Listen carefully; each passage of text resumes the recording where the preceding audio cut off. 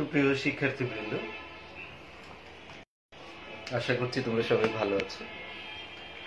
আজকে ক্লাসে তোমাদের সকলকে স্বাগত জানাচ্ছি। আর তোমাদের সাথে আছি আমি চৌধুরী রাশেদুল নবী, সহযোগী অধ্যাপক, বাংলা বিভাগ, ঢাকা কলেজ। আজকের যে বিষয়টি নিয়ে আমরা আলোচনা করব খুবই গুরুত্বপূর্ণ একটি বিষয়, সেটা হলো বাক্যতত্ত্ব। এই বাক্যতত্ত্ব থেকে কিন্তু তোমাদের একটি প্রশ্ন আবশ্যিকভাবে থাকে, 5 মার্কসের একটি প্রশ্ন, মানে একটা 5 নম্বরের একটি প্রশ্ন, এবং এই প্রশ্নটা তোমাকে অ্যান্সার করতে হয়। তোমাদের একটি প্রথমেই যে জিনিসটি আলোচনার বিষয়, সেটা হলো আসলে বাক্যতত্ত্বের ভিতরে আলোচনার বিষয়টি কি কি, অর্থাৎ কি কি বিষয় নিয়ে আমরা বাক্যতত্ত্বে আলোচনা করব, আর আমাদের এইচএসসি পরীক্ষায়ও কোন প্রশ্নটা আসলে থাকবে, কি ধরনের প্রশ্ন থাকবে। দেখো, বাক্যতত্ত্বের আলোচনার বিষয় হলো বাক্য সম্পর্কিত যাবতীয় যে আলোচনা, বাক্য সম্পর্কিত যত আলোচনা আছে এই সবই বাক্যতত্ত্বের ভিতরে আলোচিত হতে পারে। এখন বাক্য সংক্রান্ত আলোচনার মধ্যে তোমার আছে, ধরো যে বাক্যের তোমার সংজ্ঞা, বাক্যের যে শ্রেণী বিভাগ, বাক্য কিভাবে গঠিত হয়, সার্থক বাক্যের গুণাবলী কি কি আছে, বাক্য রূপান্তর, আবেগসূচক বাক্য, এই বিভিন্ন ধরনের যে বিষয়গুলো রয়েছে, এই সব বিষয় তোমার বাক্যতত্ত্বের মধ্যে আলোচিত হয়। এই সব কিছুই বাক্যতত্ত্বের মধ্যে থাকবে। এখন আমাদের এইচএসসি পরীক্ষার জন্য কিভাবে প্রশ্ন আসে, আমাদের সাধারণত যে প্রশ্নটা থাকে, দুই ধরনের প্রশ্ন থাকে। একটা হলো তোমার বাক্যতত্ত্ব থেকে একটা প্রশ্ন থাকে, বাক্য রূপান্তর থেকে একটা প্রশ্ন থাকে। অর্থাৎ তোমার বাক্য রূপান্তর কিন্তু তোমরা নবম দশম শ্রেণীতেও পড়েছো, যে সরল বাক্য থেকে জটিল বাক্যে রূপান্তর করো, জটিল বাক্য থেকে যৌগিক বাক্যে রূপান্তর করো। তার সাথে আবার ভাবগত কিছু রূপান্তর থাকে বাক্যের, যেমন হাবাচক বাক্য থেকে নাবাচক বাক্যে রূপান্তর করো, নাবাচক বাক্য থেকে প্রশ্নবাচক বাক্যে রূপান্তর করো, প্রশ্নবাচক বাক্য থেকে তুমি নির্দেশাত্মক বাক্যে রূপান্তর করো। এরকম বিভিন্ন ধরনের রূপান্তর কিন্তু তোমাদের থাকে। তাহলে বাক্য রূপান্তর তোমার থাকে, এটা হচ্ছে 60টি রূপান্তর তোমার দেওয়া থাকে। এই 60টা থেকে তোমাকে 5টা অ্যান্সার করতে হয়। এটা সহজ তোমাদের জন্য, কারণ 2টা তুমি ছেড়ে দিতে পারো, 5টা বেছে নিতে পারো, প্রতিটা 1 নম্বর করে। আর এর অথবায় তোমাদের থাকে বাক্য সংক্রান্ত একটি প্রশ্ন। বাক্য সংক্রান্ত প্রশ্ন কিরকম, যেমন ধরো বাক্য কাকে বলে, বাক্যের শ্রেণী বিভাগ দেখাও, গঠনগত শ্রেণী বিভাগটা দেখাও, বা বলতে পারে যে একটি সার্থক বাক্যের গুণাবলী কি কি বিশ্লেষণ করো, এই ধরনের থাকতে পারে। তো আমার কাছে মনে হয় যে তোমার ওই বর্ণনা ধরনের আলোচনার চেয়ে বাক্য রূপান্তরটা অ্যান্সার করাটাই তোমাদের জন্য সহজসাধ্য এবং ভালো নম্বরও সেখানে পাওয়া যেতে পারে। এবং আমরা তো সেটাই চাই যে পূর্ণ নম্বর যেন আমরা ব্যাকরণে পেতে পারি, সেভাবে আমাদের প্রস্তুতি থাকা উচিত। পাশাপাশি পরবর্তী সময়ে বিভিন্ন যে কম্পিটিটিভ পরীক্ষায় তোমরা অংশগ্রহণ করবে, সেসব জায়গায় বাক্য রূপান্তর খুব গুরুত্বপূর্ণ একটি বিষয় হয়ে আসবে। তাহলে আমরা এখানে একটা কথা, আমরা তাহলে প্রথমে একটা পয়েন্ট লিখে রাখি বা বুঝে রাখি, সেটা হলো বাক্যতত্ত্বের আলোচ্য বিষয়ে বাক্য সংক্রান্ত যাবতীয় বিষয়াবলী। বাক্যতত্ত্বের আলোচ্য বাক্য সংক্রান্ত যাবতীয় বিষয়াবলী। এখন আমরা বাক্য রূপান্তরকেই মূলত আলোচনা করব, আর প্রশ্নভিত্তিক যে আলোচনা সেটা তো আমরা বুঝে নিব। এখন বাক্য রূপান্তরে আমাদের কিভাবে রূপান্তর করতে হবে সেই জিনিসগুলো আমরা একটু দেখার চেষ্টা করি। প্রথমে খেয়াল করো যে বাক্য রূপান্তরের ক্ষেত্রে কতগুলো বিষয় স্মরণ রাখা কর্তব্য। তুমি যখন বাক্য রূপান্তর করবে তখন কিছু নিয়ম কানুন মনে রেখেই তোমাকে বাক্য রূপান্তর করতে হবে। কি কি নিয়ম আমি এখানে লিখে নিয়েছি, কয়েকটা নিয়ম। যেমন প্রথম নিয়ম, বাক্যের অর্থের কোনো পরিবর্তন হবে না, মানে অর্থটাকে অপরিবর্তিত রাখতে হবে তোমার। বাক্যের অর্থ কোনো পরিবর্তন হবে না। ভাষা রীতি, 2 নম্বর পয়েন্ট হচ্ছে ভাষা রীতি অপরিবর্তিত থাকবে। সেটা যদি সাধু ভাষায় থাকে তাহলে তুমি সাধু ভাষায় রূপান্তর করবে, সেটা যদি চলিত ভাষায় থাকে তাহলে তুমি চলিত ভাষায় রূপান্তর করবে। আর 3 নম্বর পয়েন্ট হচ্ছে বাক্যের কাল, পুরুষ, বচন ইত্যাদি অপরিবর্তিত থাকবে। তাহলে 3টা কথা তুমি মনে রাখছো, অর্থ অপরিবর্তিত থাকবে, ভাষা রীতি অপরিবর্তিত থাকবে, কাল, পুরুষ, বচন ইত্যাদি অপরিবর্তিত থাকবে। এইগুলো সব অপরিবর্তিত থেকে তুমি শুধু বাক্যের রূপটাকে পরিবর্তন করবে, এক রূপ থেকে আরেক রূপে রূপান্তর করে দিবে, তাহলে তোমার বাক্যের রূপান্তরটা সঠিকভাবে হবে। এখন তোমাদেরকে যদি আমি একটা প্রশ্ন করি, সহজ প্রশ্ন, যেমন ধরো রহিমের স্বাস্থ্য ভালো, এই একটা বাক্য তোমাকে দিলাম, রহিমের স্বাস্থ্য ভালো।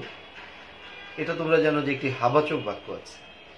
এখন রূপান্তরের ক্ষেত্রে তোমার কি করতে হয়, প্রশ্নের মধ্যে যে বাক্যটা দিবে ব্র্যাকেটে কিন্তু সেটা লিখে দিবে, নির্দেশ দিয়ে দিবে যে কোন বাক্যে নিতে হবে। যেমন রহিমের স্বাস্থ্য ভালো, এটা ব্র্যাকেটে ধরো লেখা আছে নেতিবাচক, নেতিবাচক মানে নাবাচক, তো নেতিবাচকে নিতে হবে। তাহলে তখন রহিমের স্বাস্থ্য ভালো, এটা নেতিবাচক কি হবে বলো দেখি? রহিমের স্বাস্থ্য খারাপ নয়, এটা নাবাচক রূপটা হবে, একটা নাবাচক অব্যয় আনবে কিন্তু অর্থ অপরিবর্তিত রাখবে, তাহলে দাঁড়াবে রহিমের স্বাস্থ্য খারাপ নয়, ভালো মানেই হচ্ছে খারাপ নয়। এইভাবে আমাদের বাক্যকে রূপান্তর করতে হবে। তাহলে তিনটা পয়েন্ট আমরা কিন্তু খেয়াল রাখবো, অর্থকে অপরিবর্তিত রাখবো, ভাষা রীতি অপরিবর্তিত রাখবো, কাল পুরুষ বচন ইত্যাদি অপরিবর্তিত রাখবো। এটা একদম পরিষ্কার থাকতে হবে। যেমন তুমি যদি একজন, আরেকটা উদাহরণ যদি চিন্তা করো, রহিম সাহেব বাসায় নেই, নাবাচক বাক্য চিন্তা করো, রহিম সাহেব বাসায় নেই, এটার ব্র্যাকেটে কিন্তু দেওয়া থাকবে অস্তিবাচক, অস্তিবাচক মানে হাবাচক। তাহলে রহিম সাহেব বাসায় নেই, এই বাক্যটাকে হাবাচক করলে তোমার কি দাঁড়াবে? রহিম সাহেব বাসায় নেই, এটা হাবাচক, কি দাঁড়াবে? এটা কিন্তু বলবে রহিম সাহেব বাসায় অনুপস্থিত, বা রহিম সাহেব বাসার বাইরে আছেন। ওই যে নেই অর্থাৎ নাবাচক অব্যয়টাকে উঠিয়ে হাবাচক কোনো শব্দ ব্যবহার করবে, কিন্তু অর্থকে ঠিক রাখবে, ভাষা রীতিকে ঠিক রাখবে। বাসায় নেই মানে বাসার বাইরে আছে বা বাসায় অনুপস্থিত, যে কোনো ভাবে করতে পারো, খুবই সহজ। এখন দেখো শ্রেণী বিভাগ, নতুন শিরোনাম শ্রেণী বিভাগ। বাক্য রূপান্তর তিন প্রকার, এটা তো তোমরা সবাই জানো যে বাক্য রূপান্তর তিন প্রকার। কি কি? যথা গঠনগত রূপান্তর, ভাবগত রূপান্তর, উক্তির পরিবর্তনগত রূপান্তর। এই তিন ধরনের আছে। এর ভিতরে কিন্তু আমরা গঠনগত রূপান্তর এবং ভাবগত রূপান্তর, এই দুটাই আমাদের পরীক্ষায় মূলত থাকে। উক্তির পরিবর্তন রূপান্তরটা আমাদের ওইভাবে থাকে না। গঠনগত রূপান্তর কোনটা? গঠনগত রূপান্তর হচ্ছে তোমার ওই যে গঠন অনুযায়ী যে বাক্য তিন প্রকার, সরল বাক্য, জটিল বাক্য, যৌগিক বাক্য, এইগুলো হচ্ছে গঠনগত রূপান্তরের মধ্যে করবে। আর ভাবগত রূপান্তর হচ্ছে বক্তার বলার ভাবটা কেমন, অর্থাৎ উনি কি ভাবে কথা বলছেন, তিনি কি প্রশ্নবোধক ভাবে কথা বলছেন, হাবোধক ভাবে কথা বলছেন, না বোধক ভাবে কথা বলছেন, নাকি বিস্ময়বোধক ভাবে কথা বলছেন, এগুলো হচ্ছে তোমার ভাবগত রূপান্তর। আর উক্তির পরিবর্তনগত যেটা রূপান্তর, এটা হলো তোমার ন্যারেশন, যেটাকে আমরা ইংরেজিতে বলি, অর্থাৎ প্রত্যক্ষ উক্তি আর পরোক্ষ উক্তি। আমাদের এক্সামিনেশনে, আমাদের পরীক্ষায় সাধারণত গঠনগত রূপান্তর এবং ভাবগত রূপান্তর, এই দুইটাই মূলত আমাদের থাকে, উক্তির পরিবর্তনটা আমাদের সেভাবে থাকে না। এখন আমরা শুরুতেই যেটা আলোচনা শুরু করব সেটা হলো গঠনগত রূপান্তর। গঠনগত রূপান্তরকে তুমি একটা পয়েন্ট খেয়াল রাখো, গঠন অনুসারে বাক্য তিন প্রকার। গঠন অনুসারে বাক্য তিন প্রকার, যথা সরল বাক্য, দুই নম্বর হলো জটিল বা মিশ্র বাক্য, তো জটিলও যেটা, মিশ্র সেটা একই, জটিল বা মিশ্র বাক্য। আর তিন নম্বর হলো যৌগিক বাক্য। এই তিন ধরনের বাক্য আমাদের আছে। তো এই তিন ধরনের বাক্যের বৈশিষ্ট্য আমরা আলোচনা করব এবং কিভাবে রূপান্তর করতে হয় সেটা আমরা দেখব, মূল পয়েন্টগুলো অন্তত দেখবো আর কি। বইতে তো অনেক অনেক কথা আছে, আমরা কিন্তু খুব সহজে বোঝার চেষ্টা করব। তাহলে প্রথমে দেখো সরল বাক্য। এই যে সরল বাক্য, এটার কিন্তু তোমার চারটা মূল বৈশিষ্ট্য আছে। কি কি? একটি মাত্র উদ্দেশ্য থাকবে, সরল বাক্যের একটি মাত্র উদ্দেশ্য থাকবে। দুই নম্বর হলো একটি মাত্র বিধেয় থাকবে। তিন নম্বর পয়েন্ট, উদ্দেশ্য হবে কর্তা। আর চতুর্থ বা শেষ পয়েন্ট, বিধেয় হবে সমাপিকা ক্রিয়া। আশা করি ক্লিয়ার হয়েছে। একটি মাত্র উদ্দেশ্য থাকবে, একটি মাত্র বিধেয় থাকবে, উদ্দেশ্য হবে কর্তা, বিধেয় হবে সমাপিকা ক্রিয়া, তাহলে কিন্তু সেটা একটা সরল বাক্য হবে। আমরা একটা উদাহরণ আমরা একটু বোর্ডে লিখে বিশ্লেষণ করার চেষ্টা করি।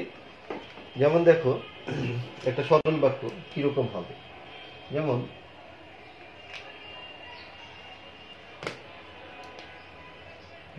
রহিম ভাত খায়, এই যে একটা বাক্য আছে, এখানে রহিম এটা হচ্ছে উদ্দেশ্য, আর ভাত খায়টা হচ্ছে বিধেয়। তাহলে তোমরা জানো যে আসলে যার সম্পর্কে কিছু বলা হয় ব্যাকরণে তাকেই বলা হয় উদ্দেশ্য। এখানে রহিম সম্পর্কে বলা হচ্ছে, তাহলে যার সম্পর্কে বলা হয় সেই হচ্ছে উদ্দেশ্য, আর এই উদ্দেশ্য সম্পর্কে যা বলা হয় সেটা বিধেয়। ফলে এখানে একটাই উদ্দেশ্য আছে, একটাই বিধেয় আছে। আর এই যে উদ্দেশ্য যেটা, এটাই কিন্তু আবার কর্তা, এই রহিম সেই উদ্দেশ্য এবং সেই কিন্তু কাজটা করছে, তাহলে সেই কর্তা। এবং বিধেয়তে যে ক্রিয়াটা আছে, এই খায় ক্রিয়াটা, এটা হলো সমাপিকা ক্রিয়া। তাহলে আমরা চারটা পয়েন্ট এখানে পেয়ে গেলাম, যে একটি উদ্দেশ্য থাকবে, একটি বিধেয় থাকবে, উদ্দেশ্যটাই হবে কর্তা, আর বিধেয়টা হবে সমাপিকা ক্রিয়া, সেটা আমরা পেয়ে গেলাম। এইভাবে যদি বৈশিষ্ট্যগুলো মিলে যায় তাহলে আমরা সেটাকে বলবো একটি সরল বাক্য। এখন দেখো এখানে কিন্তু সমাপিকা ক্রিয়া আছে। তোমাদের একটা প্রশ্ন জাগতে পারে যে সমাপিকা ক্রিয়া তো আছে, কিন্তু সরল বাক্যে কি অসমাপিকা ক্রিয়া থাকবে নাকি থাকবে না? তাহলে এটা কিন্তু পরিষ্কার মনে রাখো যে একটি সরল বাক্যে এক বা একাধিক অসমাপিকা ক্রিয়া থাকতে পারে। সমাপিকা ক্রিয়া তো থাকবেই, তার সাথে কিন্তু তোমার অসমাপিকা ক্রিয়া থাকতে পারে। কিরকম? যেমন আমরা এই উদাহরণটার কাছাকাছি একটা উদাহরণ যদি নেই, তাহলে আমরা কিরকম একটা উদাহরণ পেতে পারি। এই রহিম ভাত খায়, এটার কাছাকাছি একটা উদাহরণ যদি তুমি নাও, তাহলে হবে রহিম ভাত খেয়ে কলেজে যায়। যদি এই উদাহরণটা নাও, তাহলে দেখো এই যে খায় আর খেয়ে, এই একই ধাতু গঠিত ক্রিয়াপদ আমরা নিলাম, তখন কিন্তু আমরা দেখলাম যে এটা হচ্ছে আমাদের সমাপিকা ক্রিয়া। তোমরা জানো যে যে ক্রিয়াটা বলার পরে বাক্যটি শেষ হয়ে যায়, অর্থাৎ বক্তার মনের ভাবটি সম্পূর্ণরূপে প্রকাশিত হয়ে যায়, সেটা সমাপিকা ক্রিয়া। আর যে ক্রিয়া বাক্যে আছে কিন্তু যার দ্বারা অর্থ সম্পূর্ণ হয় না, যেমন রহিম ভাত খেয়ে, এটুকু বলে যদি আমরা থেমে যাই, বাক্যটা অর্থপূর্ণ হয় না। তাহলে ক্রিয়াপদ এসে গেছে কিন্তু বাক্য অর্থপূর্ণ হয় নাই, এটা কি বলা হয়? অসমাপিকা ক্রিয়া। তাহলে দেখা গেল সরল বাক্য কিন্তু আমরা দেখি যে সমাপিকা ক্রিয়া থাকবেই, কিন্তু অসমাপিকা ক্রিয়া থাকতেও পারে আবার নাও থাকতে পারে। প্রথম বাক্যটাতে অসমাপিকা ক্রিয়া নাই, কিন্তু দ্বিতীয় বাক্যটাতে অসমাপিকা ক্রিয়া আছে। বলা হয়েছে যে একটি সরল বাক্যে এক বা একাধিক অসমাপিকা ক্রিয়া থাকতে পারে। এটা তোমার বইয়ের ভাষা, বইয়ের সংজ্ঞা। কিন্তু তুমি একটু মনে রাখবে যে তোমার সরল বাক্যে তোমাদের যে উদাহরণগুলো দিবে সরল থেকে জটিল বা যৌগিক করার জন্য, সেখানে অসমাপিকা ক্রিয়া থাকবে, সাধারণত থাকবে। আবার বলেছে এক বা একাধিক অসমাপিকা ক্রিয়া থাকতে পারে, কিন্তু তোমাদের আসলে একটি অসমাপিকা ক্রিয়া থাকবে, একাধিক কখনো সাধারণত থাকে না। তোমাদের যেসব উদাহরণগুলো দেয় পরীক্ষায়, সেখানে একটি অসমাপিকা ক্রিয়া দিয়ে দেয় যাতে তোমার সেটা রূপান্তর করতে সহজ হয়। অসমাপিকা ক্রিয়া ছাড়া বাক্য এরকমও কম দেয়, আবার একাধিক অসমাপিকা ক্রিয়া সাধারণত দেয়ই না। সাধারণত তাহলে কিরকম দেয়? একটি সরল বাক্যের মধ্যে একটি অসমাপিকা ক্রিয়া গঠিত সরল বাক্য এই ধরনের তোমাদের দিয়ে থাকে। এটা হচ্ছে তোমাদের মনে রাখার জন্য বা বোঝার সুবিধার্থে আমি বললাম। এখন আমরা জটিল বাক্যের বৈশিষ্ট্যগুলো দেখি। জটিল বাক্যের মধ্যে তিনটা বৈশিষ্ট্য আছে, মূল যে তিনটা বৈশিষ্ট্য সেটা কি কি? একটি প্রধান খণ্ড বাক্য থাকবে। জটিল বাক্যে কি থাকবে? একটি প্রধান খণ্ড বাক্য থাকবে। 2 নম্বর একটা কথা মনে রাখো, এক বা একাধিক অপ্রধান খণ্ড বাক্য থাকবে। তাহলে একটি প্রধান খণ্ড বাক্য থাকবে আর এক বা একাধিক অপ্রধান খণ্ড বাক্য থাকবে। অপ্রধানটা একটাও থাকতে পারে, একাধিকও থাকতে পারে। 3 নম্বর পয়েন্টে কি বলেছে? খণ্ড বাক্যগুলো পরস্পর সাপেক্ষ বা সম্পর্কযুক্ত হবে। সাপেক্ষ বা সম্পর্কযুক্ত। এই যে তোমার একটি প্রধান খণ্ড বাক্য আর এক বা একাধিক অপ্রধান খণ্ড বাক্য, তারা কিন্তু আবার পরস্পর সম্পর্কযুক্ত থাকবে, একটা আরেকটার সাথে যুক্ত হয়ে থাকবে। কিরকম? একটা উদাহরণ দেখো। তো আমরা সরল বাক্যের উদাহরণটা মুছে ফেলি, আমরা জটিল বাক্যের একটা উদাহরণ দেখি। যেমন, যে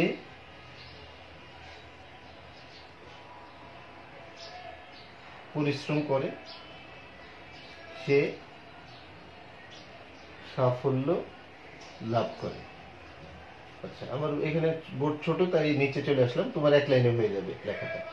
এই যে পরিশ্রম করে, এটা কিন্তু তোমার একটি বাক্য, অংশ, আর সে সাফল্য লাভ করে এটি হচ্ছে আরেকটি অংশ। তাহলে দুইটি অংশ কিন্তু তোমার আছে। এখন বলেছে যে একটি প্রধান খণ্ডবাক্য থাকবে। এই দুটো অংশের মধ্যে এই তোমরা সবসময় মনে রাখবে যে শেষেরটাই হবে প্রধান খণ্ডবাক্য, এই শেষের অংশটাই হবে প্রধান খণ্ডবাক্য, এটা প্রধান খণ্ডবাক্য, আর এই প্রথম অংশটাই হবে অপ্রধান খণ্ডবাক্য। সবসময় মনে রাখতে হবে যে অপ্রধান খণ্ডবাক্যটা সাধারণত হবে শর্তবাচক, আর প্রধান খণ্ডবাক্যটা হবে তোমার শর্তের পরিপূরক, অর্থাৎ যেটা দিয়ে বাক্যটা শেষ হবে। তাহলে বলা হয়েছে একটি প্রধান খণ্ডবাক্য থাকবে, অর্থাৎ প্রধান খণ্ডবাক্য একটা হবে, আর অপ্রধান খণ্ডবাক্য এরকম এক বা একাধিক হতে পারে। কিন্তু এক বা একাধিক হতে পারে এটা ঠিক, তবে তোমাদের যেসব উদাহরণ পরীক্ষায় দিবে সেখানে সাধারণত একটি অপ্রধান খণ্ডবাক্য আর একটি প্রধান খণ্ডবাক্য এইভাবেই দিবে, কখনো একাধিক কিন্তু দিবে না। এটা আবার তোমাদের একটু মনে রাখতে হবে, এটা কখনো একাধিক দিবে না। হ্যাঁ, এখন তুমি যদি বলো যে স্যার তাহলে একাধিক দিলে কিরকম হতে পারে, একাধিক হতে পারে, মিশ্র বাক্যে একাধিক বা জটিল বাক্যে একাধিক খণ্ডবাক্য থাকতে পারে, তাতেও জটিল বাক্য হয়। যেমন যে ধৈর্য ধরে এবং যে পরিশ্রম করে, এরকম ভাবে যদি দাও, যে ধৈর্য ধরে এবং অনেক পরিশ্রম করে সে সাফল্য লাভ করে। তাহলে এই যে ধৈর্য ধরে এবং অনেক পরিশ্রম করে, এখানে তুমি দেখলে যে একাধিক একটি কিন্তু খণ্ডবাক্যের মতো হলো, ওরকমও তোমার থাকতে পারে। তো সাধারণত আমাদের একটি একটি করে খণ্ডবাক্য থাকবে, একটি প্রধান এবং একটি অপ্রধান খণ্ডবাক্য আমাদের থাকবে। এভাবে আমাদের জটিল বা মিশ্র বাক্য আমাদের গঠিত হবে। এই যে জটিল বা মিশ্র বাক্য, এটার একটা খুব গুরুত্বপূর্ণ কথা তোমাকে মনে রাখতে হবে, খুব গুরুত্বপূর্ণ একটা পয়েন্ট, সেটা তুমি খেয়াল করো। জটিল বাক্যে প্রধান খণ্ডবাক্যের সাথে অপ্রধান খণ্ডবাক্যকে যুক্ত করতে দুটো পদ ব্যবহৃত হতে পারে। হ্যাঁ, প্রধান খণ্ডবাক্য এবং অপ্রধান খণ্ডবাক্য, এটাকে যুক্ত করার জন্য দুটো পদ ব্যবহৃত হতে পারে। এটা তুমি একটু স্টার মার্ক দিয়ে দাগিয়ে রাখো এবং মনে রাখো, এই পদ কিন্তু থাকবেই, না হলে জটিল বাক্য হবে না। দুটো পদ ব্যবহৃত হতে পারে, কি কি? একটা হলো 1 নম্বর সাপেক্ষ সর্বনাম, আর 2 নম্বর হচ্ছে নিত্য সম্বন্ধীয় অব্যয়। হয় তোমার সাপেক্ষ সর্বনাম থাকতে হবে জটিল বাক্যে, অথবা নিত্য সম্বন্ধীয় অব্যয় থাকতে হবে। এই দুইটার একটা না থাকলে জটিল বাক্য হয় না। এখন সাপেক্ষ সর্বনামটা কি? সাপেক্ষ সর্বনাম হলো পরস্পরের সাথে সম্পর্কযুক্ত এক ধরনের সর্বনাম, পরস্পরের সাথে সম্পর্কযুক্ত এক ধরনের সর্বনাম। তো যখন বলছো পরস্পর, তার মানে কি একাধিক সর্বনাম, এক জোড়া সর্বনাম। আসলে সাপেক্ষ সর্বনাম হচ্ছে সম্পর্কযুক্ত এক জোড়া সর্বনাম। যেমন যে সে, এইটা এক জোড়া সর্বনাম। যিনি তিনি এক জোড়া সর্বনাম। যার তার, এগুলো এক জোড়া সর্বনাম। এগুলো সব সাপেক্ষ সর্বনামের উদাহরণ। এই ধরনের যে কোনো একটি সাপেক্ষ সর্বনাম থাকতে হবে, অথবা আমাদের একটি নিত্য সম্বন্ধীয় অব্যয় থাকতে হবে। নিত্য সম্বন্ধীয় অব্যয়টা কি? যেটা হলো পরস্পরের উপর নির্ভরশীল এক ধরনের অব্যয়, এটাও কিন্তু এক জোড়া। এবং নিত্য সম্বন্ধীয়, নিত্য মানে হচ্ছে সর্বদা, সবসময়, তাহলে সবসময় সম্পর্কযুক্ত থাকে এই ধরনের এক জোড়া অব্যয়। যেমন ধরো যদি তাহলে, যদি তুমি পরিশ্রম করো তাহলে সাফল্য লাভ করবে, এই যদি তাহলে হচ্ছে তোমার একটি নিত্য সম্বন্ধীয় অব্যয়। বরং তথাপি, আমি বরং মরবো তথাপি কারো কাছে মাথা নিচু করবো না, এই যে বরং তথাপি হচ্ছে তোমার এক জোড়া নিত্য সম্বন্ধীয় অব্যয়। যেমন তেমন, তুমি যেমন কাজ করবে তেমন ফল পাবে। এই যে বরং তথাপি, যেমন তেমন, যদি তাহলে, এই অব্যয় জোড়াগুলা হচ্ছে নিত্য সম্বন্ধীয় অব্যয়। তাহলে তোমাকে কিন্তু অবশ্যই জটিল বা মিশ্র বাক্যে সাপেক্ষ সর্বনাম বা নিত্য সম্বন্ধীয় অব্যয় ব্যবহার করতে হবে, এছাড়া কিন্তু জটিল বা মিশ্র বাক্য হবে না। এই জায়গাটাতে আমরা সবসময় বেশি ভুল করি, ছাত্রছাত্রীরা আমরা ভুল করে ফেলি। ওই নিত্য সম্বন্ধীয় অব্যয় বা সাপেক্ষ সর্বনামটা আমরা অনেক সময় ঠিক মতো ব্যবহার করতে পারি না। বাক্যের শুরুতেই তোমাকে এটা ব্যবহার করতে হবে এবং বাক্যের মাঝে, অর্থাৎ এক জোড়া। তো যেমন এই যে এখানে আমরা যে উদাহরণটা দিয়েছি, যে পরিশ্রম করে সে সাফল্য লাভ করে, এই যে এবং সে হচ্ছে এখানে তোমার কিন্তু সাপেক্ষ সর্বনাম। বাক্যের শুরুতে বসেছে যে, আর মাঝখানে বসেছে সে। যে পরিশ্রম করে সে সাফল্য লাভ করে। আর যদি আমরা যদি তাহলে দিয়ে করতাম, যদি পরিশ্রম করো তাহলে তুমি সাফল্য লাভ করবে, তাহলে যদি দিয়ে কিন্তু স্টার্ট করা হয়েছে। সুতরাং তোমার সাপেক্ষ সর্বনাম বা নিত্য সম্বন্ধীয় অব্যয় দিয়ে বাক্যটা শুরু হবে, এটা খেয়াল রাখতে হবে। এবার আমরা যৌগিক বাক্যের মূল বৈশিষ্ট্য দেখি। যৌগিক বাক্যে বলা হয়েছে দুই বা ততোধিক সরল বা মিশ্র বাক্য একত্রে মিলিত হবে।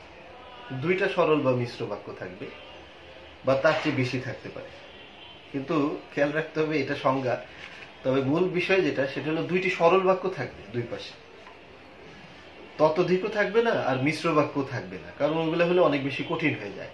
তোমাদের সাধারণত দুই পাশে দুইটি সরল বাক্য থাকবে। বলা হয়েছে দুই বা ততোধিক সরল বা মিশ্র বাক্য মিলিত হবে, কিন্তু আসলে তুমি ব্র্যাকেটে লিখে রাখতে পারো সাধারণত দুইটি সরল বাক্য। এই সরল 2 নম্বর পয়েন্ট দেখো, সরল বা মিশ্র বাক্যগুলো পরস্পর নিরপেক্ষ বা স্বাধীন হবে।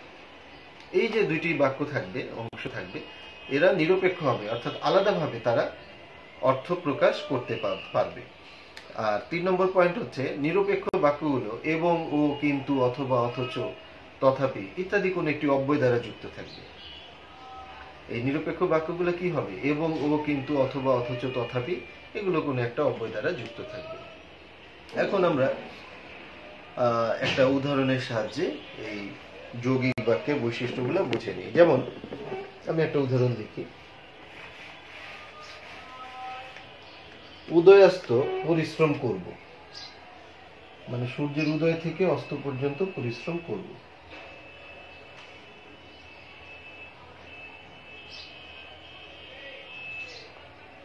তথাপি উদয়াস্ত পরিশ্রম করব,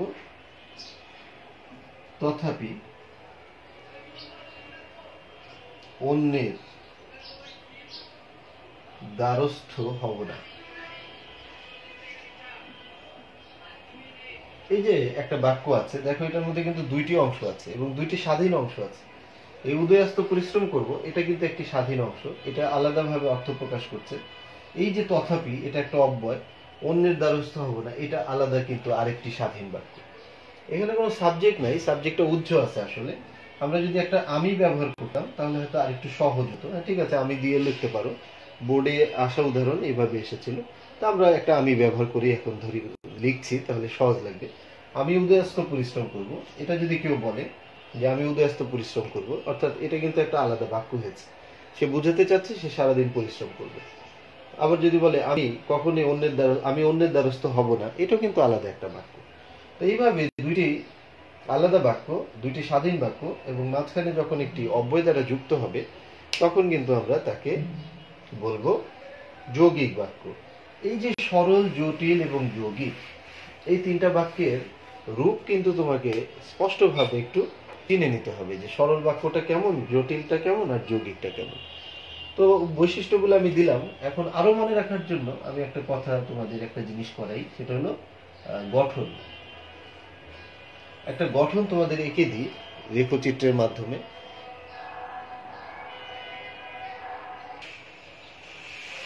গঠনে আমাদের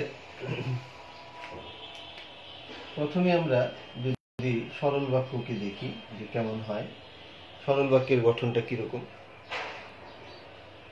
তারপরে আমরা জটিল বাক্যকে যদি দেখি, এবং তারপরে যদি আমরা যৌগিক বাক্যে দেখি যে কিরকম গঠন হয়। হ্যাঁ, এক লাইন করে হয়ে যাবে। দেখো সরল বাক্যের গঠনটা কিরকম, একটা সরল রেখার মতো। আর জটিল বাক্যের ক্ষেত্রে এই গঠনটা হয় দুইটি অংশ, মানে দুইটি বাক্য থাকে জটিল বাক্যে। আর যৌগিক বাক্য সেটা দুইটি অংশ থাকে। তো জটিল আর যৌগিক তো আবার একরকম দেখাচ্ছে। এখানে পার্থক্য কি হলো, জটিল বাক্যে কিন্তু শুরুতে অব্যয় বা সর্বনাম থাকবে, আর মাঝেও অব্যয় বা সর্বনাম থাকবে, ওই যে সাপেক্ষ সর্বনাম অথবা নিত্য সম্বন্ধী অব্যয়। আর যৌগিক বাক্যে তোমার শুধু মাঝখানে অব্যয় থাকবে, শুরুতে কোনো অব্যয় বা সর্বনাম থাকবে না। তাহলে খেয়াল করো, দুইটার কিন্তু পার্থক্য। সরল বাক্যের মধ্যে কোনো সর্বনাম অব্যয় কিছু নাই মাঝখানে, একদম ফ্ল্যাট সমান্তরাল একটা। কিন্তু যৌগিক বাক্যের মধ্যে আমাদের সাপেক্ষ সর্বনাম বা নিত্য সম্বন্ধী অব্যয় আছে শুরুতে এবং মাঝে। আর যৌগিক বাক্যে আমাদের মাঝে কিন্তু সংযোজক অব্যয় দিয়ে যুক্ত হবে। এখন আমরা যদি সমাপিকা ক্রিয়াগুলো দেখি, তাহলে সরল বাক্যের শেষে আমরা একটা সমাপিকা ক্রিয়া পাবো, জটিল বাক্যের শেষে আমরা সমাপিকা ক্রিয়া পাবো, আবার যৌগিক বাক্যের শেষে আমরা সমাপিকা ক্রিয়া পাবো। তবে যৌগিক বাক্যের যেটা পার্থক্য, সেটা হলো উভয় অংশের, যে যৌগিক বাক্যের যে দুইটি অংশ থাকে, দুইটি অংশের শেষে আমরা সমাপিকা ক্রিয়া পাবো, অর্থাৎ দুইটাই তোমার স্বাধীন বাক্য হবে। তাহলে এই গোল দিয়ে তুমি বুঝাচ্ছ সর্বনাম বা অব্যয়, আর চার কোণাটা দিয়ে তুমি বুঝাচ্ছ সমাপিকা ক্রিয়া। তাহলে এই চিত্রটা মনে রাখলে কিন্তু আমাদের সরল জটিল যৌগিক আমরা কিন্তু নির্ণয় করার ক্ষেত্রে অনেকটাই সুবিধা পাবো। এখন তোমাকে আমি একটা উদাহরণ দিই, দেখি যে তুমি এটা নির্ণয় করতে পারো কিনা। হ্যাঁ, একটা উদাহরণ দাও। সত্য কথা না বলে বিপদে পড়েছি। এটা কিন্তু একটা সরল বাক্য আছে। এখন এই সরল বাক্যটাকে আমরা যদি জটিল বাক্যে নিই, এখানে তোমাদের সামনে চিত্রটা আঁকা আছে, তাহলে তুমি জটিল বাক্য করার চেষ্টা করো তো দেখি। এটাকে জটিল বাক্য করো। শুরুতে তুমি যেহেতু দিয়ে করতে পারো, জটিল বা মিশ্র বাক্য করতে গেলে। যেহেতু এটা পড়েছি মানে কি ফার্স্ট পার্সনে আছে, আমি পড়েছি, তাই না? তাহলে যেহেতু সত্য কথা বলিনি সেহেতু বিপদে পড়েছি। এইভাবে আমরা কিন্তু জটিল বা মিশ্র বাক্যে নিতে পারি। আর যৌগিক বাক্যে করতে গেলে আলাদা আলাদা ভাবে দুটা স্বাধীন বাক্য হবে। সেটা হবে কি, সত্য কথা বলিনি তাই দিয়ে তুমি একটা যুক্ত করলা, বিপদে পড়েছি। দুইটার মধ্যে আমি আছে, আমিটা উজ্জ আছে। আমি সত্য কথা বলিনি তাই আমি বিপদে পড়েছি, সাবজেক্টটা উজ্জ আছে। এখানে দেখো সাবজেক্ট উজ্জ আছে, এখানে তুমি সাবজেক্ট উজ্জ রাখবে। তাহলে সত্য কথা বলিনি, এটা একটা তোমার সমাপিকা ক্রিয়া গঠিত বাক্য, মাঝখানে তাই দিলে যুক্ত করলে বিপদে পড়েছি, এটা একটা সমাপিকা ক্রিয়া গঠিত বাক্য। এখন অনেকে করে কি, এই তাইয়ের বদলে এখানে এবং ব্যবহার করতে চায়, সেটাও ঠিক আছে। কারণ কি, অনেক সময় এটাও কিন্তু তোমার একটা তোমার নিত্য সম্বন্ধী অব্যয়, ফলে এটাও যেমন অব্যয়, এটাও তো অনেক সময় অব্যয় হয় সর্বনাম না হয়ে। এটা যেমন অব্যয়, এটাও যদি অব্যয় হয়, দুইটাই অব্যয়। তাহলে যেহেতু সত্য কথা বলিনি তাই বিপদে পড়েছি, এরকম করছে। আবার এখানে লিখছে সত্য কথা বলিনি তাই বিপদে পড়েছি। তখন অনেকে পাজেলড হয় যে দুই জায়গায় আমার তাই কেন হচ্ছে। খেয়াল রাখতে হবে, এটাও অব্যয় এটাও অব্যয়, তবে এটা হচ্ছে জোড়া অব্যয়, এই জন্য এটার নাম নিত্য সম্বন্ধী অব্যয়, আর এটা হলো একক অব্যয়। এটা একটা পার্থক্য। আর এটার মধ্যে দুইটা সমাপিকা ক্রিয়া আছে, যেখানে একটা সমাপিকা ক্রিয়া আছে। তো এই ঝামেলা যদি তোমার মনে হয়, তাহলে সেই ক্ষেত্রে তুমি এই যৌগিক বাক্যের জন্য তাই ব্যবহার না করে অন্য কোনো অব্যয় ব্যবহার করতে পারো। অলওয়েজ এবং ব্যবহার করতে পারো, যেটা অনেকে করে, এবং ব্যবহার করে যে সত্য কথা বলিনি এবং বিপদে পড়েছি। তাহলে এবং ব্যবহার করেও আমরা একটু ভিন্নতা আনতে পারি। এখানে আরেকটা উদাহরণ তুমি চেষ্টা করো তো, আরেকটা চেষ্টা করো উদাহরণ, দেখি পারো কিনা। কোথাও ধার না পেয়ে তোমার কাছে এসেছি। কোথাও ধার না পেয়ে তোমার কাছে এসেছি, একটা সরল বাক্য আছে। তো এটাকে তুমি আগে জটিল করো। যদি জটিল করো তাহলে কি করতে হবে? শুরুতে অব্যয় বা সর্বনাম দিয়ে করতে হবে। যেহেতু দিয়ে করো, তাই না? যেহেতুটা স্টার্ট করতে পারলে কিন্তু তোমার দেখবা হয়ে যাবে। মানে তুমি এই যে শুরুটা করতে পারলে তোমার এটা হয়ে যাবে। যেহেতু কি হবে, কোথাও ধার পাইনি সেহেতু তোমার কাছে এসেছি, বা তাইও বলতে পারো, যেহেতু কোথাও ধার পাইনি তাই তোমার কাছে এসেছি। আর এটাকে যদি আমরা যৌগিক করি, কোথাও ধার পাইনি, ওই যেহেতু আর সেহেতু দেওয়া যাবে না সেখানে। কোথাও ধার পাইনি এবং তোমার কাছে এসেছি, এবং দিয়ে করলে তোমার আলাদা হচ্ছে। কোথাও ধার পাইনি তাই তোমার কাছে এসেছি, আমিটা উচ্চ আছে পুরো বাক্যে। তো এইভাবে আমরা কিন্তু সরল জটিল যৌগিকে রূপান্তর করতে পারি। এখন আমরা কিছু রূপান্তর দেখব, যে সরল থেকে কিভাবে জটিল, জটিল থেকে কিভাবে যৌগিক করার ক্ষেত্রে অনেক নিয়ম কানুন আছে। আমরা একদম মূল কিছু নিয়মকে আলোচনা করে সহজে বোঝার চেষ্টা করব। প্রথমে দেখো, সরল বাক্য থেকে জটিল বাক্য। এই সরল বাক্য থেকে জটিল বাক্য এটা করতে গেলে তুমি কিভাবে রূপান্তর করবে খেয়াল করো। সরল বাক্যের একটি অংশকে আশ্রিত খণ্ড বাক্যে রূপান্তর করতে হবে। ওই যে সরল বাক্যের তো প্রথম পুরাটাই একটা অংশ, কিন্তু জটিল বাক্যে তো দুইটি অংশ। তখন কি করতে হবে? সরল বাক্যের একটি অংশকে আশ্রিত খণ্ড বাক্যে রূপান্তর করতে হবে। ব্র্যাকেটে লিখে রাখতে পারো প্রথম অংশ, মানে রূপান্তরটা তোমার প্রথম অংশে হবে। আর আরেকটা কথা তুমি মনে রাখবে, সাপেক্ষ সর্বনাম কিংবা নিত্য সম্বন্ধীয় অব্যয় ব্যবহার করতে হবে। জটিল বাক্য করছো তাহলে সাপেক্ষ সর্বনাম কিংবা নিত্য সম্বন্ধীয় অব্যয় ব্যবহার করতে হবে। যেমন একটা উদাহরণ দাও, ভিক্ষুককে দান করো। আমরা যদি একটু কাছে এসে দেখি, যেমন ভিক্ষুককে দান করো,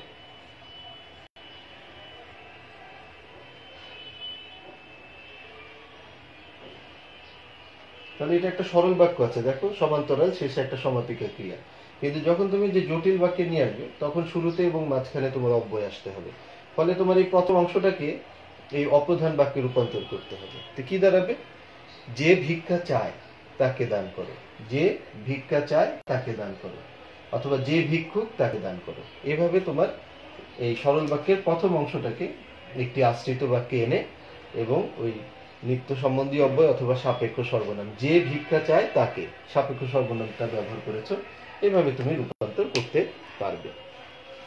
আশা করি বুঝতে পেরেছো। এবার তুমি আসো জটিল বাক্য থেকে সরল বাক্য, অর্থাৎ যেটা করলাম তার অপোজিটটা। জটিল বাক্যের তুমি দেখেছো দুইটি অংশ এবং সেখানে সাপেক্ষ সর্বনাম বা নিত্য সম্বন্ধী অব্যয় থাকে, আর সরল বাক্যের একটি অংশ। তাহলে তোমাকে কি করতে হবে? একটা পয়েন্ট মনে রাখো, জটিল বাক্যের অপ্রধান খণ্ড বাক্যটিকে, ওই যে প্রথমে যে খণ্ড বাক্য থাকে, যে জটিল বাক্যের অপ্রধান খণ্ড বাক্যটিকে সংকুচিত করে একটি পদ বা বাক্যে রূপান্তর করতে হবে। অপ্রধান খণ্ড বাক্যটিকে সংকুচিত করে একটি পদ বা বাক্যে রূপান্তর করতে হবে। যাদের বুদ্ধি নাই তারা একথা বিশ্বাস করবে, যাদের বুদ্ধি নাই তারা একথা বিশ্বাস করবে। এখানে যারা তারা এটা কিন্তু উঠিয়ে দিতে হবে, আর ওই যাদের বুদ্ধি নেই তাদেরকে একটি শব্দে নিয়ে আসতে হবে। তাহলে যাদের বুদ্ধি নেই তারা এই কথা বিশ্বাস করবে। তো যাদের বুদ্ধি নেই তাদেরকে এক কথায় বলা যায় বোকা বা নির্বোধ। তাহলে বলতে হবে যে বুদ্ধিহীনরাই এ কথা বিশ্বাস করবে বা নির্বোধরাই এ কথা বিশ্বাস করবে। এখন আমরা সরল বাক্য থেকে যৌগিক বাক্য এই অংশটা দেখি। আমরা জানি যে সরল বাক্যের একটি অংশ, শেষে একটি সমাপিকা ক্রিয়া, কিন্তু যৌগিক বাক্যের দুইটি অংশ এবং দুইটি অংশে দুইটি সমাপিকা ক্রিয়া থাকে, অর্থাৎ দুইটি স্বাধীন বাক্য মাঝখানে একটি অব্যয় দ্বারা যুক্ত থাকে। তাহলে এই সরল বাক্য থেকে আমরা যদি যৌগিক বাক্যে নিয়ে আসি, তো সেই ক্ষেত্রে আমাদের কোন বিষয়টা মনে রাখতে হবে? একটা পয়েন্ট মনে রাখো যে সরল বাক্যের অসমাপিকা ক্রিয়াটিকে সমাপিকা ক্রিয়ায় পরিবর্তন করে নিরপেক্ষ বাক্য গঠন করতে হবে। যেহেতু সরল বাক্যের একটি অংশ, তো সেই একটি অংশের মধ্যে তোমাদেরকে সাধারণত উদাহরণের ভিতরে একটা অসমাপিকা ক্রিয়া থাকবে, ওইরকম ভাবে দিয়ে দিবে। এর আগে তোমরা দেখেছো যে সরল বাক্যে অসমাপিকা ক্রিয়া থাকতে পারে, তো এরকম একটা অসমাপিকা ক্রিয়া থাকবে, ওই অংশটুকু পর্যন্ত তুমি একটি নিরপেক্ষ বাক্য গঠন করবে। একটা উদাহরণ আমরা যদি একটু দেখি এবং আমরা চেষ্টা করি, যেমন আমরা এই যে সরলে আছে যৌগিক আসবো, আমি বহু কষ্টে শিক্ষা লাভ করেছি, এটা একটা সরল বাক্য। আমি বহু কষ্টে শিক্ষা লাভ করেছি, এই যে সরল বাক্য, এখানে এই কষ্টেটা হচ্ছে অসমাপিকা ক্রিয়া। তাহলে আমরা এটাকে আমরা কিন্তু বলতে পারি আমি বহু কষ্ট করেছি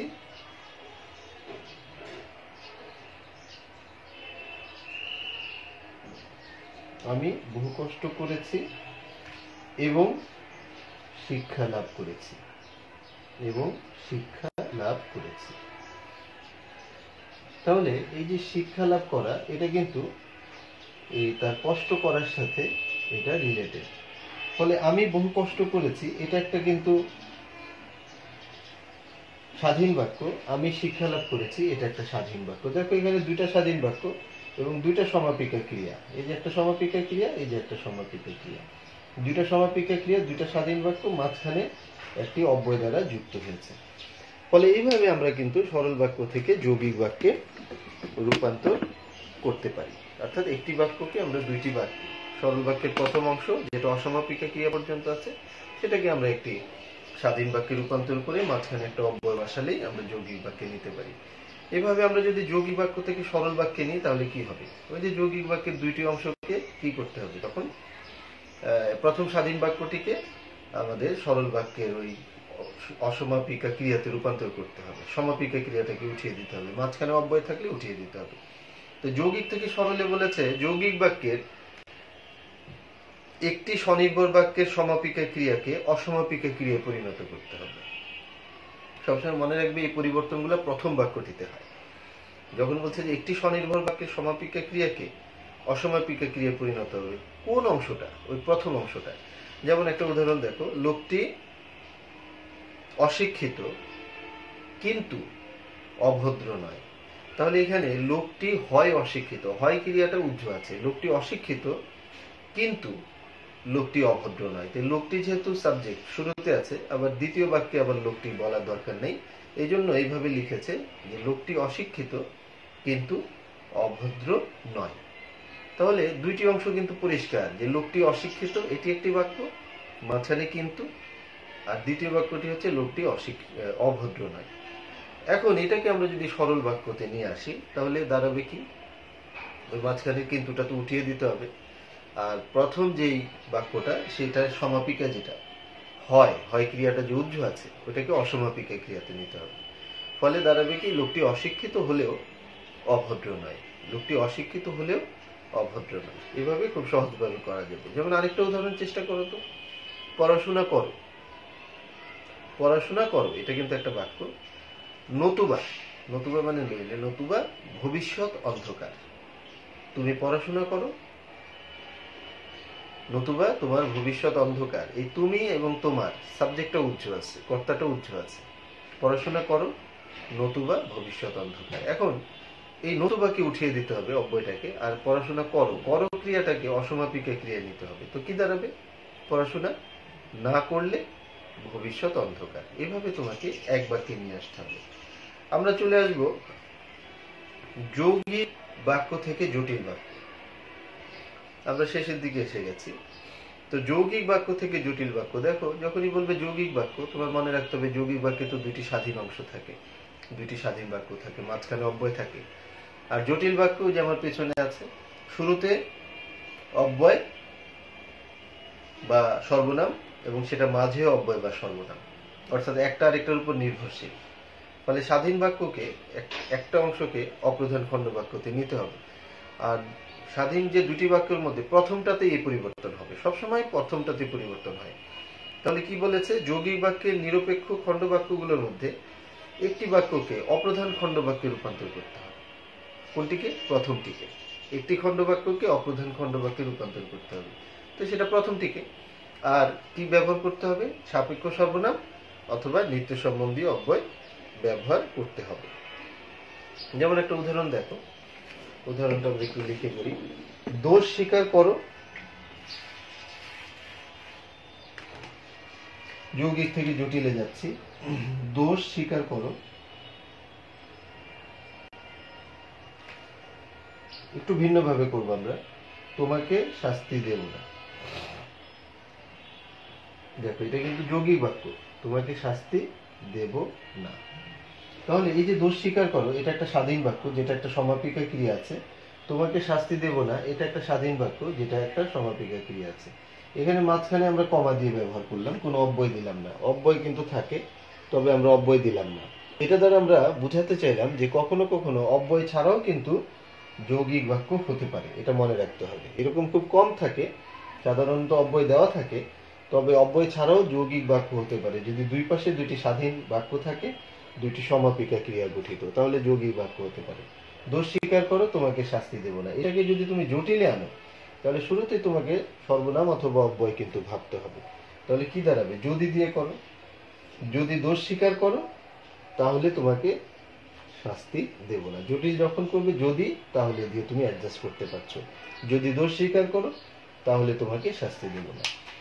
লাস্ট অফ অল যেটা খুব কঠিন না আসলে, এই আমাদের মনে রেখে রেখে চিত্র অনুযায়ী, শর্ত অনুযায়ী আমরা রূপান্তর করে দিলেই আমাদের সরল জটিল যৌগিক হয়ে যায়।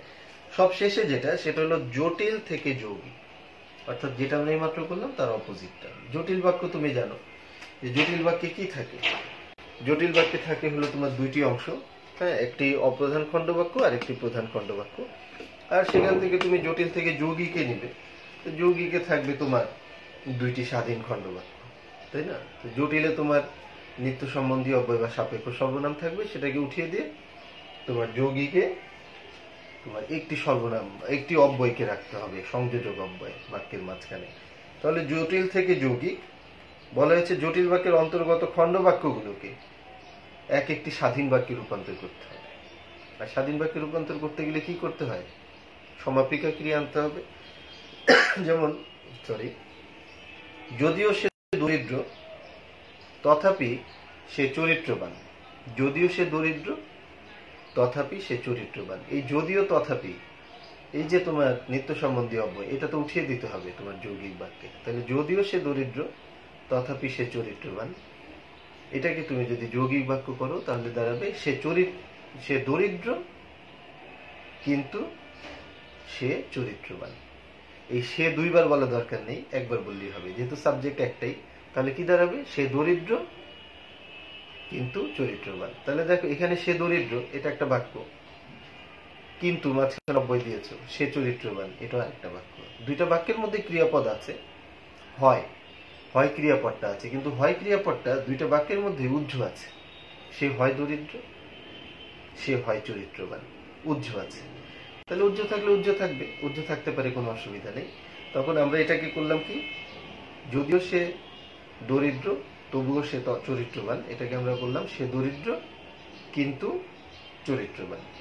এইভাবে আমাদেরকে যৌগিক বাক্যে রূপান্তর করতে হবে। এখন এই যে সরল বাক্য, জটিল বাক্য, যৌগিক বাক্য, এটার মূল পয়েন্টগুলো কিন্তু ধরে ধরে আমরা আলোচনা করেছি।